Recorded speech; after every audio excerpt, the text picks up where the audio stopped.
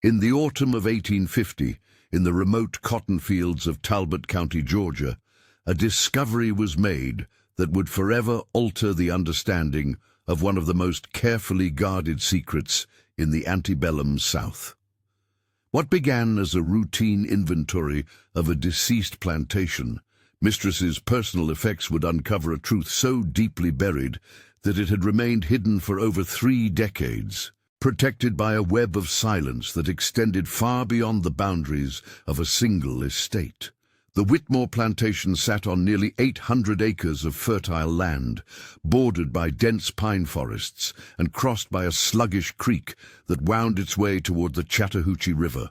The main house, a 2-story structure built in the federal style with wide verandas and tall windows, had been the seat of the Whitmore family since 1822, when Colonel Marcus Whitmore first established his holdings in the newly opened Georgia Territory.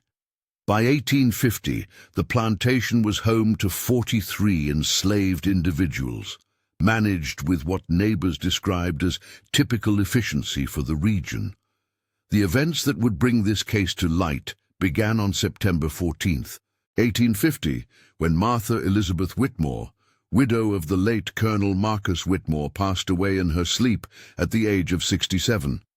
Mrs. Whitmore had been the undisputed mistress of the plantation for 28 years, known throughout the county for her meticulous management of both household affairs and the complex social hierarchies that governed plantation life.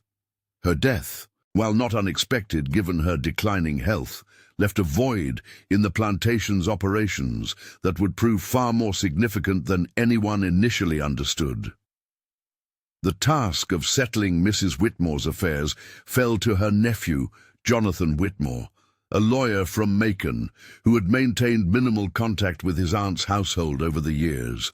Jonathan, a methodical man in his early 40s with thinning hair and wire-rimmed spectacles, arrived at the plantation 3 days after the funeral to begin the process of inventorying the estate. What he expected to be a straightforward legal proceeding would instead become an investigation into family secrets that had been carefully maintained for decades. The plantation operated under a rigid hierarchy that had been established by Colonel Whitmore and maintained without variation by his widow. At the top of this structure stood the house servants, a select group of enslaved individuals who worked directly within the main house and enjoyed certain privileges not extended to the field hands. Among these house servants was a man known simply as Samuel, whose position within the household had always been somewhat unusual, though few questioned the arrangement openly. Samuel was approximately 32 years old in 1850, tall and lean, with features that set him apart from many of the other enslaved individuals on the plantation. He had been born on the Whitmore estate and had never known any other home. From childhood, he had been assigned to work exclusively within the main house, first as a general servant, and later in a capacity that seemed to combine elements of butler, personal valet, and confidential assistant to Mrs. Whitmore. His literacy, unusual for an enslaved person in the region, had been noted by visitors to the plantation, though Mrs. Whitmore had always explained this as a practical necessity for his household duties. The relationship between Samuel and Mrs. Whitmore had been observed by the household staff for years, though never discussed openly. He was the only enslaved person permitted to enter Mrs. Whitmore's private chambers without explicit permission, and he frequently accompanied her on trips to neighboring plantations or to town, riding alongside her carriage rather than following behind with the other servants. When guests visited the plantation, Samuel often served as an unofficial host, directing other servants and ensuring that all arrangements met Mrs. Whitmore's exacting standards. This level of responsibility was unprecedented among the enslaved population, yet it had become so normalized over the years that few gave it much thought. Jonathan Whitmore's first week at the plantation was spent familiarizing himself with the basic operations and meeting with the overseer, a gruff man named Jeremiah Caldwell, who had managed the field operations for nearly a decade. Caldwell proved to be a straightforward individual who kept meticulous records of crop yields, equipment maintenance, and the general productivity of the enslaved workforce. However, when Jonathan inquired about the household staff and their specific duties, Caldwell's responses became notably vague. The house servants answered directly to Samuel. Caldwell explained during one of their meetings in the plantation office, a small building located near the slave quarters. Always been that way? Even when the colonel was alive? Mrs. Whitmore preferred it that way, said it kept the household running smooth. Samuel knows more about the inner workings of that house than anyone, I'd reckon.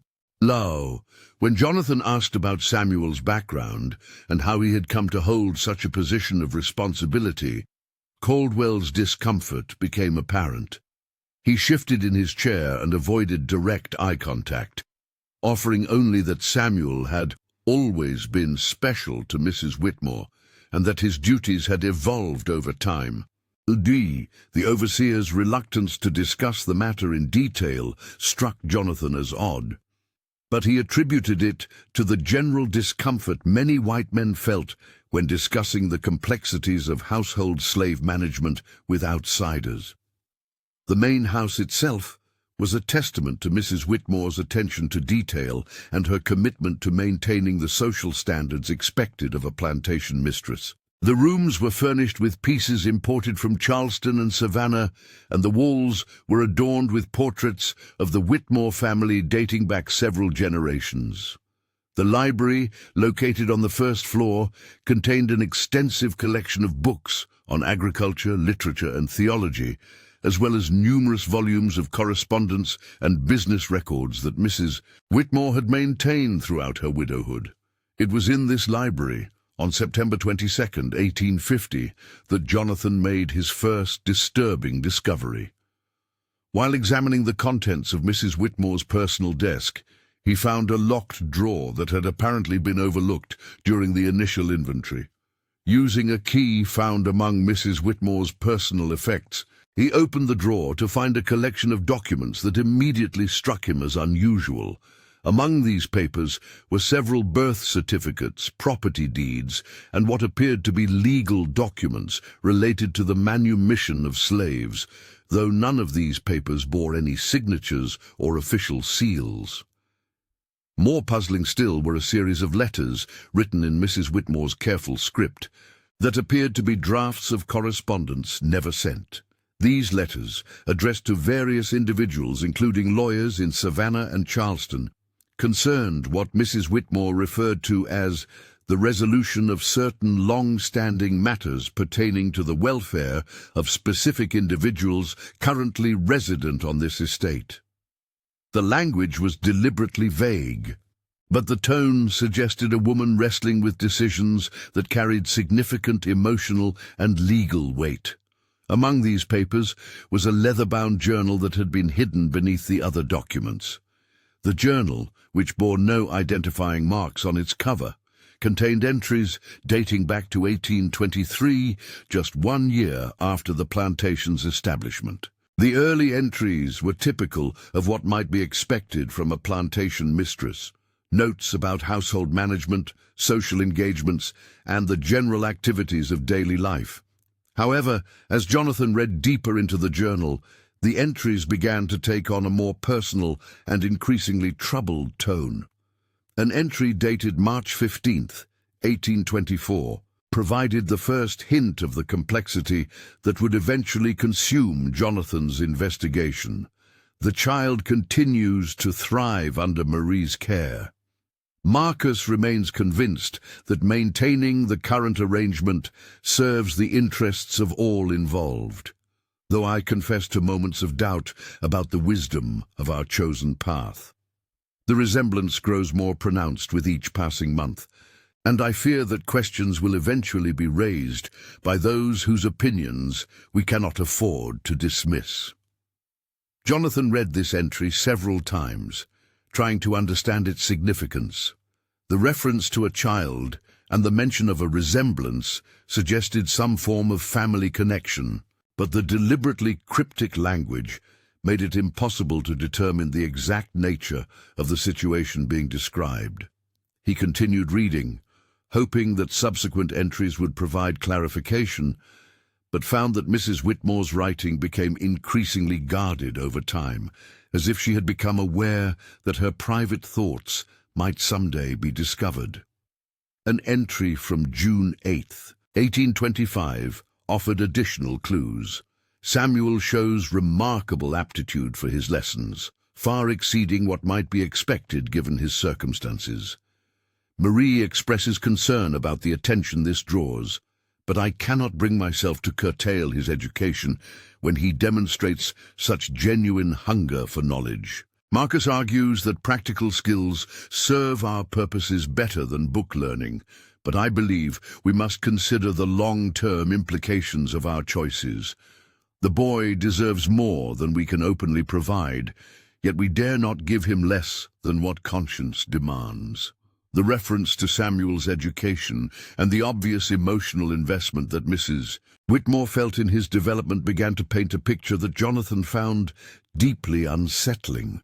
The journal entries, when read in sequence, seemed to document the upbringing of an enslaved child who had received special attention and privileges that were entirely inconsistent with the standard treatment of enslaved individuals on the plantation. The references to his circumstances and the repeated mentions of resemblance suggested a family connection that, if true, would represent a violation of both social taboos and legal restrictions that governed relations between white slave owners and their human property. As Jonathan continued his investigation, he found that the journal entries became increasingly infrequent after 1830, with gaps of several months between many entries.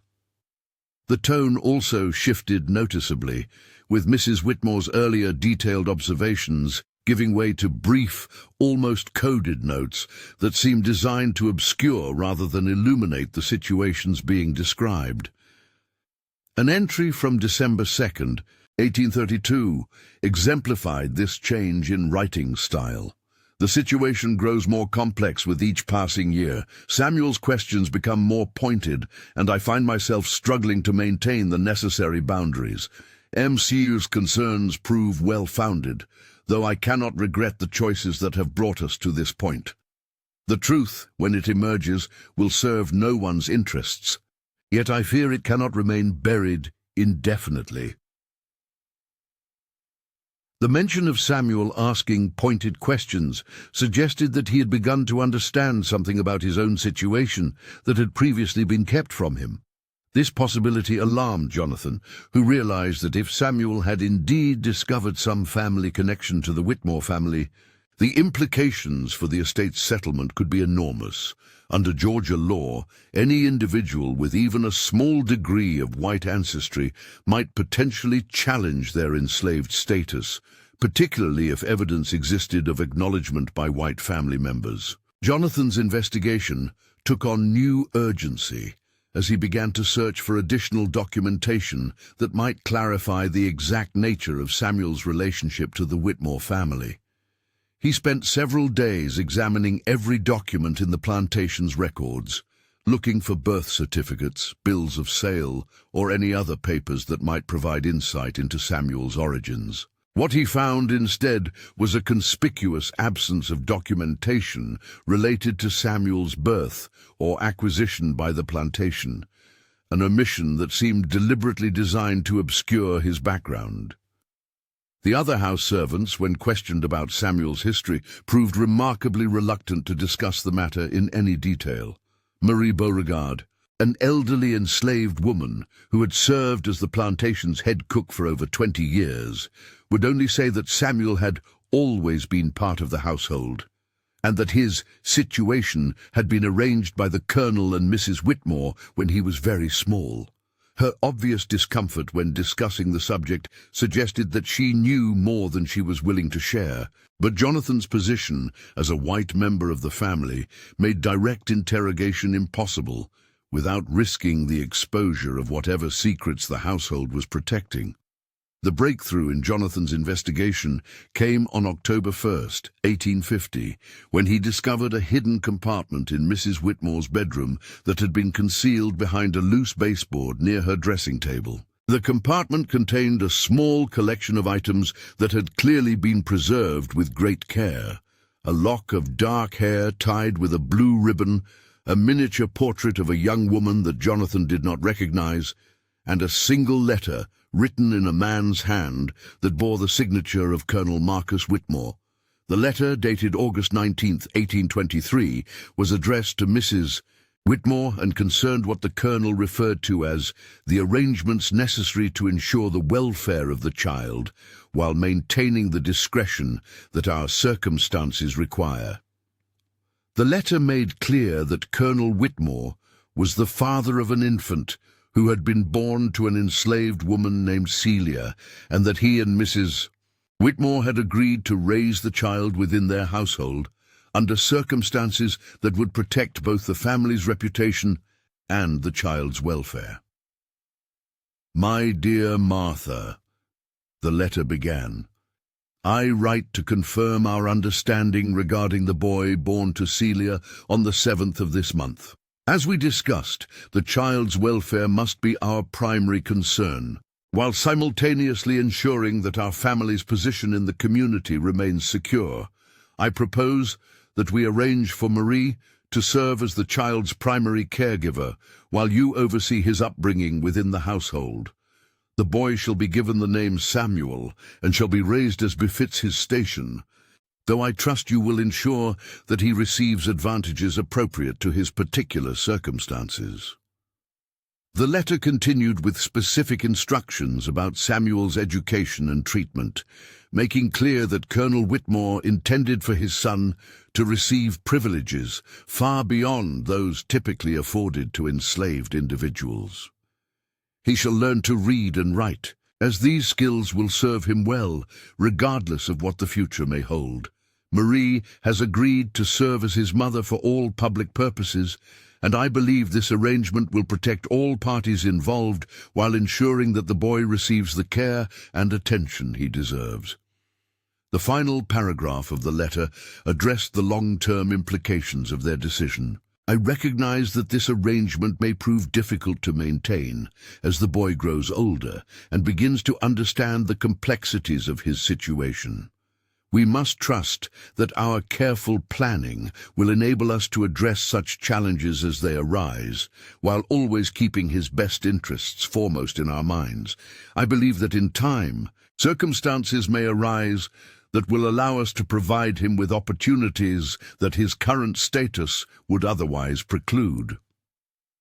This letter provided the confirmation that Jonathan had both hoped for and dreaded.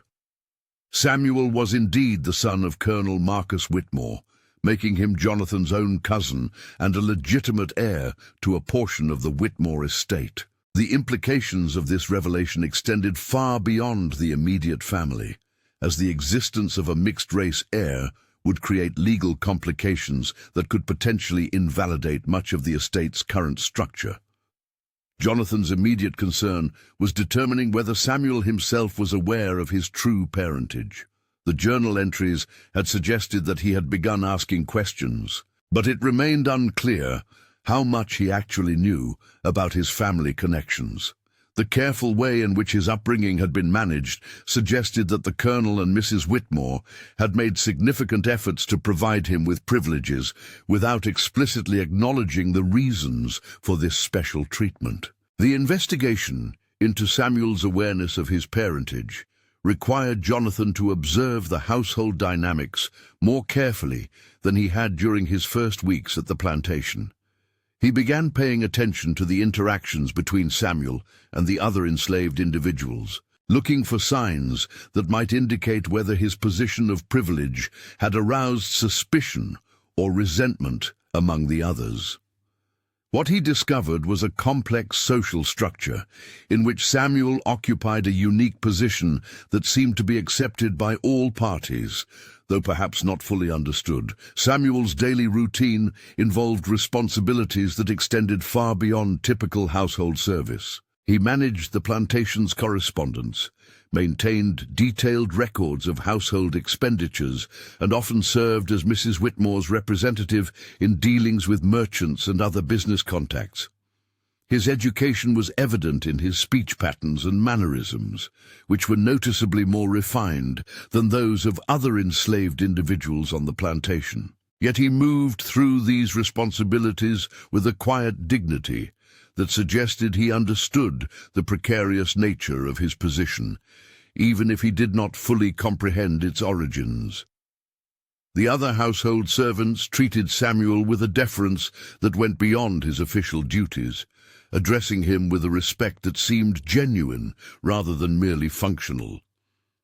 Marie Beauregard, in particular, showed a maternal protectiveness toward him that suggested their relationship extended beyond the typical bonds between enslaved individuals who worked in close proximity. Her behavior towards Samuel was notably different from her interactions with other young men in the household, marked by a combination of pride and anxiety that hinted at deeper emotional connections. Jonathan's observations were interrupted on October 8, 1850, when Samuel approached him directly for the first time since his arrival at the plantation. The conversation took place in the library, where Jonathan had been continuing his examination of Mrs. Whitmore's papers. Samuel entered the room quietly, as was his custom, but instead of simply attending to his usual duties, he lingered near the desk where Jonathan was working. "Mr. Jonathan," Samuel said, his voice carefully modulated and respectful, "I hope you will forgive the intrusion, but I feel compelled to speak with you about a matter of some importance." Jonathan looked up from the papers he had been examining, struck by the formal quality of Samuel's speech and the obvious care with which he had chosen his words. "Of course, Samuel. Please speak freely." Samuel remained standing, his posture erect but not rigid, his hands clasped behind his back in a manner that suggested both respect and controlled anxiety. "I have served in this household for my entire life, and I believe I have discharged my duties with the dedication that Mrs. Whitmore expected and deserved. However, recent circumstances have raised questions in my mind about my position here, and about certain aspects of my past that have never been fully explained to me." The directness of Samuel's approach surprised Jonathan, who had expected that any conversation about his parentage would need to be initiated by himself. Samuel's obvious education and his careful choice of words suggested that he had given considerable thought to how he would present his concerns, and that he was prepared for a serious discussion about matters that had clearly been troubling him. "What questions concern you?" Jonathan asked, setting aside the papers and giving Samuel his full attention. Samuel hesitated for a moment, as if weighing the wisdom of proceeding, then continued with the same measured tone. "Throughout my life, I have been aware that my position in this household differs significantly from that of other enslaved individuals on this plantation. I have received education, responsibilities, and treatment that cannot be explained merely by my usefulness as a servant. Mrs. Whitmore often spoke to me in ways that suggested a personal interest in my welfare that extended beyond my utility to the household." Jonathan felt a growing tension as Samuel continued to speak, realizing that the conversation was moving toward revelations that would forever alter the dynamics of the plantation and potentially create legal complications that he was not prepared to address. "In recent weeks, as I have assisted with the settling of Mrs. Whitmore's affairs, I have had occasion to observe documents and papers that suggest connections I had not previously understood." Samuel continued, "I do not wish to presume knowledge that has not been shared with me, but I believe I have a right to understand the circumstances of my birth and the reasons for the particular way in which I have been treated throughout my life." The careful way in which Samuel presented his concerns made clear that he had indeed discovered evidence of his parentage. though he was approaching the subject with the diplomatic skill that his education and position had taught him. His speech patterns and formal manner were notably different from those typically exhibited by enslaved individuals when speaking to white family members, reflecting both his unique upbringing and his awareness that the conversation carried significant risks for all parties involved. Jonathan realized that he was facing a situation that required careful handling. Samuel's obvious intelligence and education meant that any attempt to dismiss his concerns or provide false explanations would likely be unsuccessful. At the same time, acknowledging Samuel's true parentage would create legal and social complications that could threaten the stability of the entire estate. "Samuel," Jonathan began, choosing his words with extreme care, "I appreciate your directness in approaching me with these concerns. The circumstances you describe are indeed complex, and I believe you deserve honest answers to the questions you have raised. However, I must ask for your patience while I continue to examine the full scope of the situation." Samuel nodded, his expression indicating that he understood the delicate nature of their discussion. "I am prepared to wait for complete answers, Mr. Jonathan. However, I hope you will understand that my questions arise from a genuine need to comprehend my place in the world, not from any desire to create difficulties for the family that has provided for my upbringing." The conversation ended with an understanding that they would speak again once Jonathan had completed his review of Mrs. Whitmore's papers. But the interaction had fundamentally changed the nature of Jonathan's investigation. He now knew that Samuel was aware of his unusual status and was actively seeking confirmation of his suspicions about his parentage. The careful way in which Samuel had presented his concerns suggested that he understood the potentially explosive nature of the truth, but that he was determined to understand his origins regardless of the consequences. Over the following days, Jonathan found himself struggling with the legal and moral implications of Samuel's situation. Georgia law was explicit about the status of individuals with mixed racial heritage. They were considered enslaved regardless of their degree of white ancestry, unless they had been formally manumitted through proper legal channels. However, the law also recognized the rights of white fathers to acknowledge and provide for their mixed-race children, though such acknowledgement typically took place outside the formal legal system.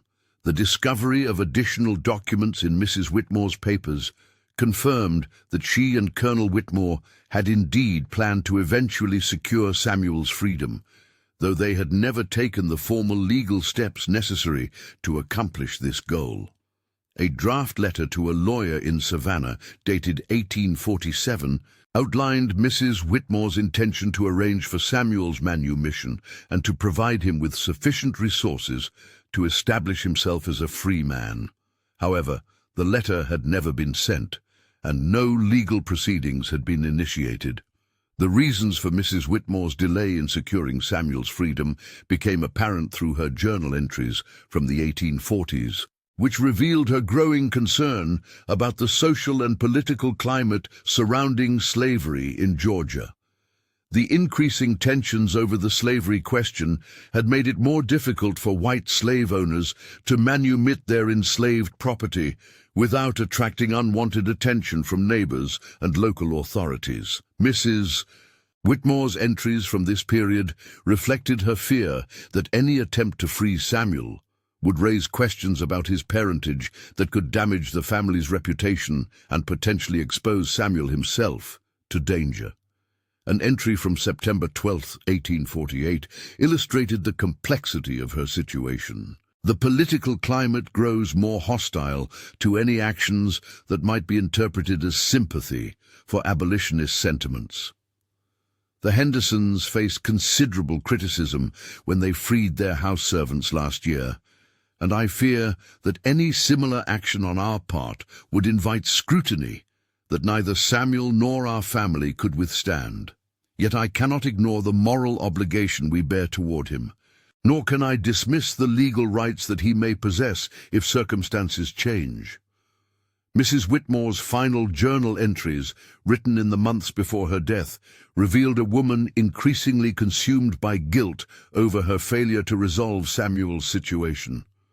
She had apparently made several attempts to discuss the matter with Samuel directly, but had always stopped short of full disclosure, fearing the consequences of revealing a truth that could endanger both his safety and the family's standing in the community. Jonathan's investigation reached its climax on October 15th, 1850, when he discovered the final piece of evidence that confirmed not only Samuel's parentage, but also his legal status. Hidden in a box of personal items in Mrs. Whitmore's closet was a birth certificate that had been filed with the county clerk's office in 1823. The certificate listed Samuel's mother as Celia, an enslaved woman owned by the Whitmore plantation, but in the space designated for the father's name, someone had written Marcus Whitmore in careful script. The existence of this official document changed everything. Unlike the private letters and journal entries that Jonathan had been finding, this birth certificate constituted legal evidence of Samuel's parentage that could potentially be used to challenge his enslaved status. Under certain interpretations of Georgia law, the acknowledgement of paternity by a white father, when combined with other evidence of intent to provide for the child's welfare, could form the basis for a legal claim to freedom. However, the birth certificate also revealed the dangerous nature of the evidence that Mrs. Whitmore had been preserving. The document represented proof of an intimate relationship between a white man and an enslaved woman that violated both legal restrictions and social taboos. In the current political climate, the discovery of such evidence could result not only in the destruction of the Whitmore family's reputation, but also in serious legal consequences for all parties involved. Jonathan realized that he was now in possession of information that could grant Samuel his freedom, but could also destroy the plantation and potentially endanger Samuel's life if it became public. The careful way in which Mrs. Whitmore had preserved the evidence suggested that she had intended for it to be discovered after her death, perhaps as a final gift to Samuel, or as a means of ensuring that the truth would eventually be revealed. However, she had left no clear instructions about how the information should be used, or what steps should be taken to protect Samuel from the potential consequences of its disclosure. The weight of this discovery forced Jonathan to confront the fundamental moral questions that had been underlying his investigation from the beginning. Samuel was legally his cousin, the son of his uncle, and entitled to recognition as a member of the Whitmore family. Yet acknowledging this relationship would require Jonathan to admit that his family had built their wealth through the enslavement of one of their own relatives, a revelation that would have profound implications for everything he had believed about his family's honor and integrity. Moreover, the decision about whether to reveal Samuel's parentage could not be made without considering the immediate practical consequences. Georgia in 1850 was becoming increasingly hostile to free blacks, and even those who possessed legal documentation of their freedom faced constant harassment and the threat of re-enslavement. Samuel's education and refined manner, which had been advantages within the protected environment of the plantation, might actually work against him in the outside world, marking him as someone who had exceeded the bounds that white society expected from individuals of African descent. Jonathan's deliberations were interrupted on October 20th, 1850, when Samuel requested another private conversation. This time, their meeting took place in the plantation office, away from the main house and the potential observation of other household members. Samuel's demeanor had changed noticeably since their previous conversation. He appeared more determined and less deferential, suggesting that he had reached conclusions of his own about his situation. "Mr. Jonathan," Samuel began, dispensing with some of the formal courtesies that had marked their earlier interaction. "I believe the time has come for complete honesty between us. I have had access to many of the same documents that you have been examining, and I believe I understand the significance of what they contain." Jonathan felt a surge of anxiety as he realized that Samuel had apparently been conducting his own investigation in parallel with the official estate inventory. The access that Samuel had always enjoyed to Mrs. Whitmore's private papers meant that he could have discovered the truth about his parentage without any assistance or confirmation from Jonathan. "I know that Colonel Marcus Whitmore was my father," Samuel continued, his voice steady but carrying undertones of emotion that he was carefully controlling. "I know that Mrs. Whitmore preserved evidence of this relationship, and I believe she intended for that evidence to be used to secure my freedom after her death." The directness of Samuel's statement eliminated any possibility of continued evasion or delay. Jonathan found himself facing the moment that he had been both anticipating and dreading since the beginning of his investigation. "You are correct," Jonathan replied, deciding that Samuel's knowledge of the situation made further concealment both impossible and unnecessary. "The documents do confirm that Colonel Whitmore was your father, and it appears that both he and Mrs. Whitmore intended to eventually arrange for your manumission." Samuel nodded, his expression indicating that Jonathan's confirmation had not surprised him. "I have given considerable thought to the implications of this situation, both for myself and for the family. I understand that the revelation of my parentage could create difficulties that extend far beyond my own circumstances." The conversation that followed revealed that Samuel possessed not only knowledge of his true parentage, but also a sophisticated understanding of the legal and social complexities that his situation entailed. His education had equipped him to comprehend the broader implications of his discovery, and he had clearly spent considerable time thinking through the various options available to him. "I do not seek to create scandal or to make demands that would damage the family's reputation," Samuel explained. "However, I believe I have earned the right to determine my own future, and I hope that we can find a way to resolve this situation that serves the interests of all parties involved."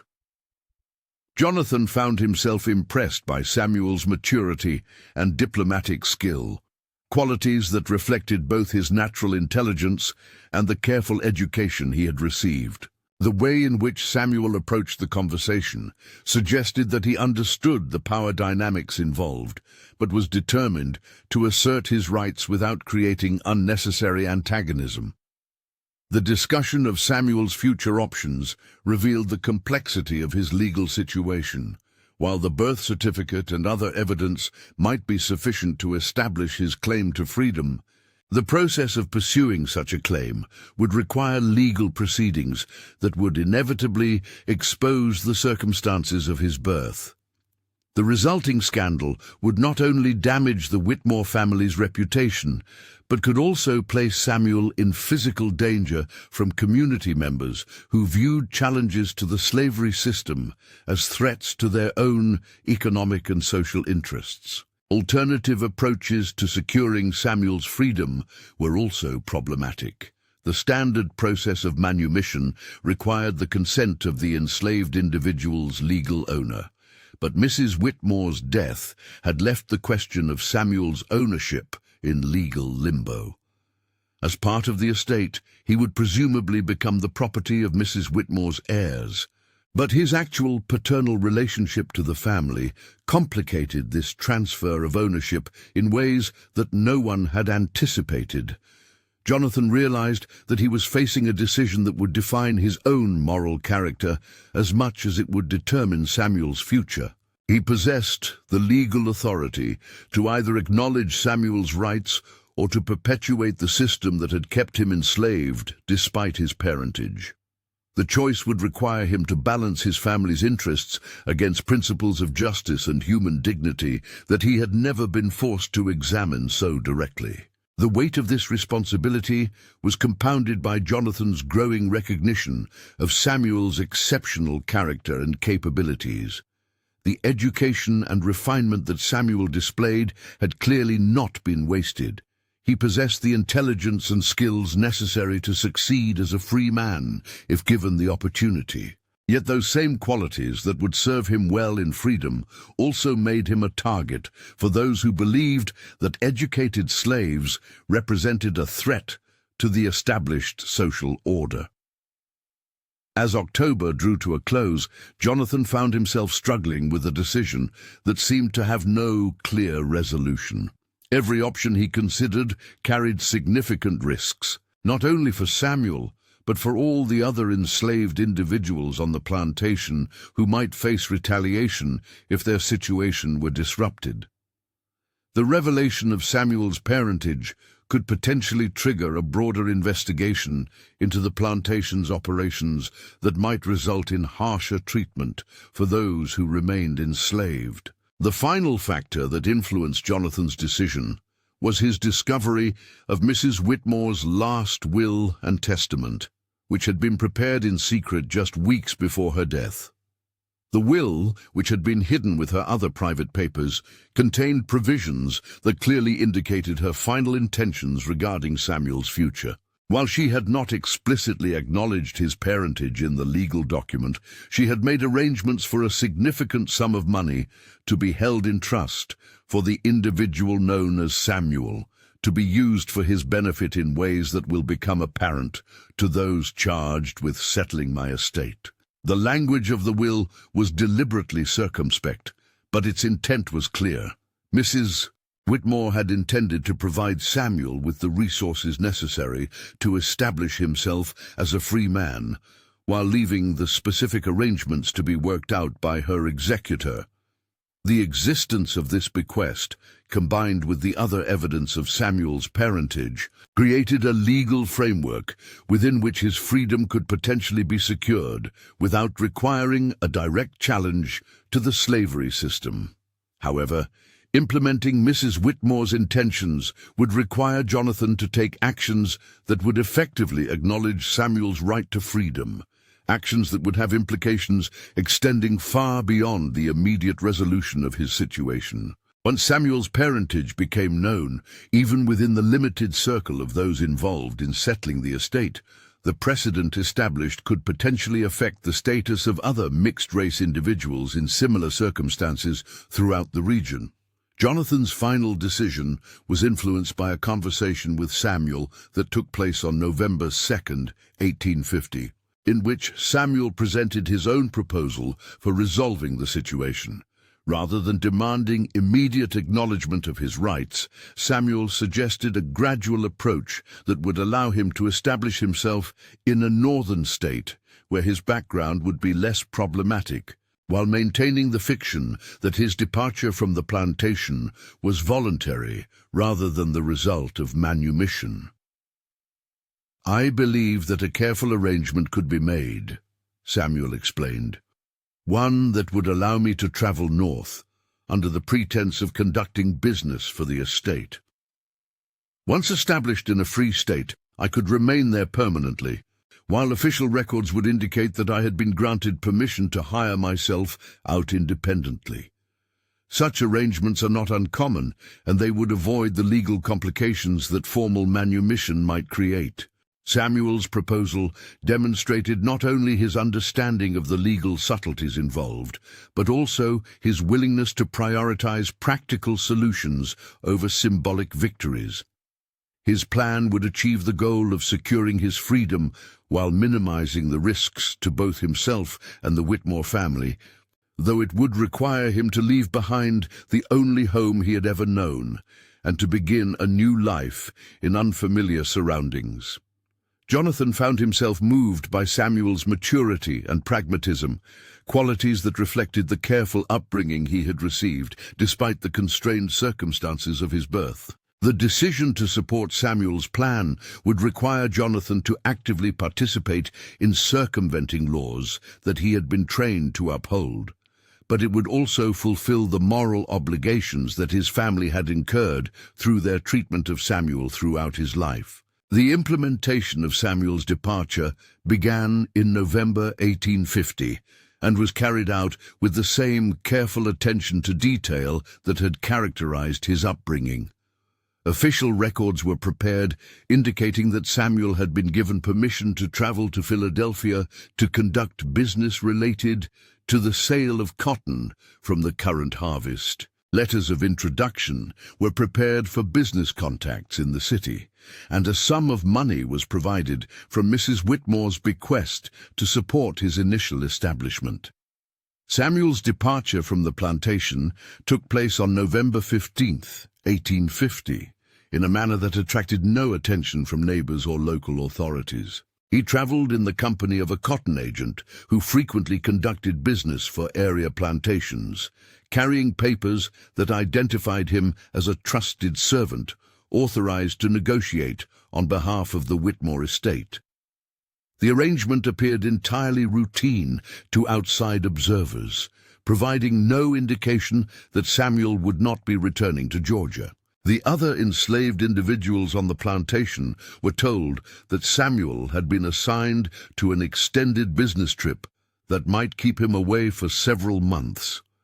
Marie Beauregard, who had served as his surrogate mother throughout his life, was privately informed of the true nature of his departure, though she was sworn to secrecy about the circumstances involved. Her reaction to the news revealed the depth of the emotional bonds that had developed within the household, as well as her understanding of the dangers that Samuel would have faced if his parentage had become widely known. The weeks following Samuel's departure passed without incident, as the plantation's operations continued under Jonathan's temporary management. The absence of Samuel's organizing presence was felt throughout the household, but his duties were gradually redistributed among the remaining servants without creating obvious disruption.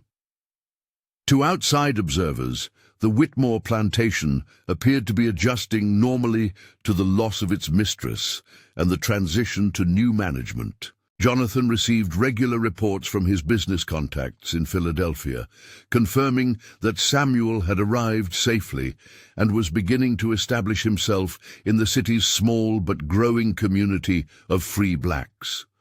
The education and refinement that Samuel had received served him well in his new environment, where his skills as a clerk and his familiarity with business correspondence made him a valuable employee for merchants involved in the cotton trade. The legal resolution of Samuel's status was completed through paperwork that was filed in Philadelphia several months after his arrival, documenting his manumission in terms that avoided any reference to the circumstances of his parentage. The official records indicated that he had been freed in recognition of his faithful service to the Whitmore family, an explanation that was both truthful and deliberately incomplete. The truth about Samuel's parentage remained a closely guarded secret, known only to Jonathan and a few trusted individuals who had been involved in the plantation's management. Marie Beauregard carried the secret with her until her death in 1862, never revealing the full story of Samuel's origins even to her closest confidants among the enslaved community. Jonathan himself made only oblique references to the situation in his private papers, recording the basic facts without elaborating on their implications or the emotional toll that the discovery had taken on his understanding of his family's legacy. The final chapter of this story unfolded in 1864, when Jonathan received word that Samuel had died of pneumonia in Philadelphia, leaving behind a small estate and a reputation as a respected member of the business community. Among Samuel's personal effects was a letter addressed to Jonathan, written shortly before his death, in which he expressed gratitude for the opportunity to live as a free man while acknowledging the complicated circumstances that had made his freedom possible. The letter contained no bitterness or recrimination, only a quiet dignity that reflected the character he had maintained throughout his life. Samuel's death marked the end of a secret that had shaped the lives of multiple generations. Though the truth of his parentage died with those who had known it, the Whitmore plantation was sold in 1865, following the end of the Civil War, and the remaining enslaved individuals were granted their freedom under federal law. Marie Beauregard, now elderly and frail, chose to remain in the area, working as a paid domestic servant for families who had once been neighbors to the Whitmores. She never spoke publicly about the years she had spent caring for Samuel, taking her knowledge of his true identity to her grave. The documents that Jonathan had discovered were eventually destroyed, burned in the fireplace of his Macon law office on a cold evening in 1867. The birth certificate, the journal entries, and the private correspondence all turned to ash, erasing the final evidence of a relationship that had challenged the foundations of the society in which it had existed. Jonathan's decision to destroy the papers reflected his belief that some truths were too dangerous to preserve, even for the sake of historical accuracy. Years later, local historians attempting to document the antebellum period in Talbot County would note the absence of detailed records from the Whitmore plantation, attributing the gap to the general disruption caused by the war and its aftermath. No mention was ever made of Samuel or his unusual position within the household, and his story became one of countless individual narratives lost to the deliberate silences that surrounded the most troubling aspects of the slavery system. The only lasting evidence of his existence was a brief notation in the Philadelphia City Directory for 1851, listing Samuel Whitmore, clerk, an entry that provided no hint of the remarkable journey that had brought him to freedom. The house itself stood empty for several years after the war, gradually falling into disrepair as vines claimed the verandas, and weather warped the careful woodwork that had once proclaimed the family's prosperity. By 1870, local children dared each other to approach the abandoned structure, trading stories about strange sounds that echoed from within the empty rooms.